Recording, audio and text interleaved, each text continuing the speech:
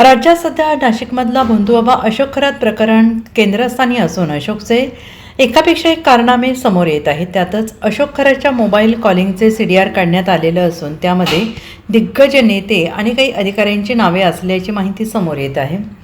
आणि त्याच पार्श्वभूमीवर आता महसूल मंत्री चंद्रशेखर बावनकुळे यांनी संबंधित अधिकाऱ्यांना थेट इशारा दिला आहे. अशोक खरातला मदत करणाऱ्या अधिकाऱ्यांची केवळ बदलीच नाही तर खरातला मदत करणाऱ्या अधिकाऱ्यांना बडतर्फ करणार आणि मग ते कोणत्याही खात्यातील असोत, असा स्पष्ट शब्दात इशारा चंद्रशेखर बावनकुळे यांनी दिला आहे. अशोक खरात प्रकरण हे महाराष्ट्राच्या संस्कृतीला काळिमा फासणारी घटना आहे. त्यामुळे या प्रकरणी SIT योग्य पद्धतीने कारवाई करत आहे. ज्यांच्याकडे पुरावे असतील त्यांनी SITला पुरावे द्यावेत. नाशिकच्या संस्कृतीला काळिमा फासण्याचं जे काम झालं आहे त्या संबंधित लोकांवर कडक कारवाई केली जाईल. आमच्या अधिकाऱ्यांनी जर मदत केली असेल तर त्यांच्यावर देखील कारवाई होईल. SIT टीमकडून आमच्याकडे नाव आल्यानंतर त्यांना नोकरीवर ठेवणार नाही, असं चंद्रशेखर बावनकुळे यांनी म्हटलेलं आहे. अशोक खरात प्रकरणात कोणीही सुटणार नाही. प्रकरणी SIT तपास करत आहे आणि त्यात ज्या ज्या अधिकाऱ्यांची नावं समोर येतील त्यांना कामावरून काढून टाकणार, असा इशारा चंद्रशेखर बावनकुळे यांनी दिला आहे. अशोक खरातच्या भागातील CCTV तपासणार आहेत. त्यात जे दिसून येतील त्यांच्यावर कारवाई केली जाईल. अशोक खरातला जमीन मालमत्ता जमा करण्यासाठी मदत करणाऱ्यांवर कारवाई करणार आहेत.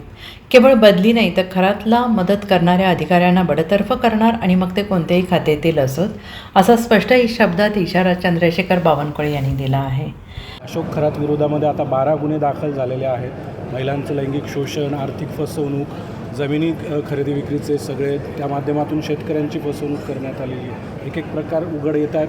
काही राजकीय नेते त्याच्या दरबारी जात होते, ते देखील समोर आलेलं आहे. महाराष्ट्राच्या संस्कार संस्कृतीला काळिमा लावणारा आणि आपल्याला छेद देणारा, खरं तर आपल्या संस्कृती आणि आपल्या संस्काराला हे न पटणारं आणि यातनं जे काही आरोपी आहेत, जे काही याच्यात लिप्त आहेत, म्हणजे कृत्य करणे आणि या ठिकाणी मोठ्या प्रमाणावर मायाजाळ, संपत्ती, यामध्ये SIT योग्य पद्धतीने याचा कारवाई करत आहे. SIT सर्वच बाजूने विचार करत आहे.